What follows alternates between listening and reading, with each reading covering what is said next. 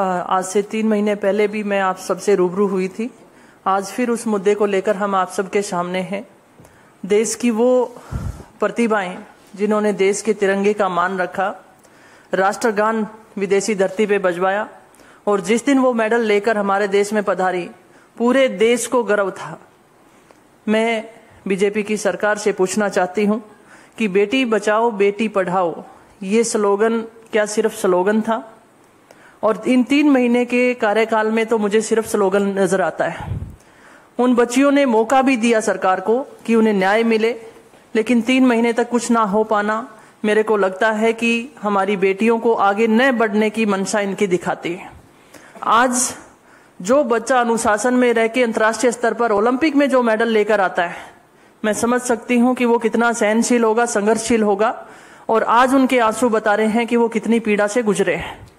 और पिछली वार्ता के अनुसार आप सबसे ये भी बताया गया था कि विनेश फोगाट ने माननीय प्रधानमंत्री महोदय को अपने फैमिली के साथ जाकर इन बातों का जिक्र किया था।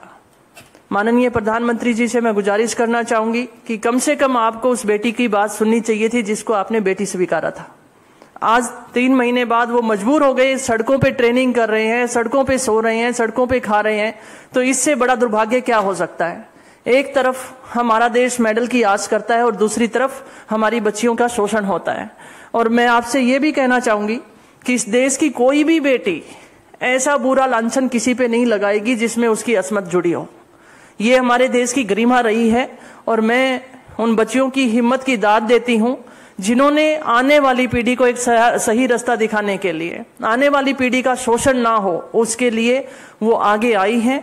और जैसा माननीय हमारे सांसद भाई दीपेंद्र हुड्डा जी ने कहा और प्रियंका गांधी जी ने कहा, कांग्रेस पार्टी उनके साथ खड़ी है।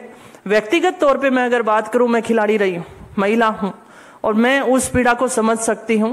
जब वो बच्चियां अपनी बात रख रही हैं और कमेटी बनाई गई, उनकी बातों को सुना नहीं जाना, बार बार ये सवाल प्रश्न चिन्ह लगाता है कि इतने महीने तक सरकार क्या कर रही थी, उनकी बातों को क्यों नहीं सुना गया।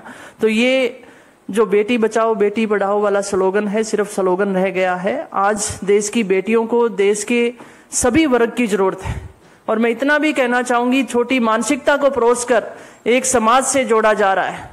जिस दिन वो पदक जीत कर लाते हैं तो वो देश की, भारत की बेटी होती हैं। और आज इस घटिया मानसिकता को आगे परोसकर इस प्रोटेक्शन को जब कमजोर करने की कोशिश की जा रही है, तो मैं कहना चाहूंगी कि ये उस हरियाणा की बेटी हैं जो किसान वर्ग से जुड़ा हुआ है, खून पसीने की कमाई से देश का पेट पालता है। ये पीछे हटने वाले नहीं है, न्याय के लिए लड़ते रहेंगे और न्याय हम प्राप्त करके रहेंगे।